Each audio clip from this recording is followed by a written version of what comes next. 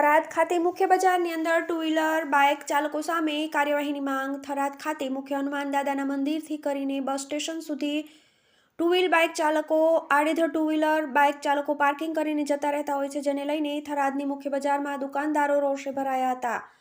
બળિયા હનુમાન દાદાના મંદિર, ચાચર ચોક હનુમાન દાદાના મંદિર સુધીની ટુ વ્હીલ બાઇક ચાલકો સામે તાત્કાલિક ધોરણે કાર્યવાહી કરવામાં આવે તેવી દુકાનદારોની માંગ ઉઠવા પામી હતી. લુખ્ખા તત્વો જાણે પોલીસનો ડર ન હોય તેમ બેફામ રીતે પાર્કિંગ કરીને જતા રહેતા હોય છે, ત્યારે દુકાનદારોને એક જ માંગ છે કે બાઇક ચાલકો સામે કાર્યવાહી કરવામાં આવે તેવી માંગ. મુખ્ય બજારની અંદર બંને બાજુની સાઈડમાં ટુ વ્હીલર બાઇક પાર્કિંગ કરતા હોય છે અને ફોર વ્હીલ વાહનોને અવરજવર ભારે મુશ્કેલીઓ વેઠવી પડે છે.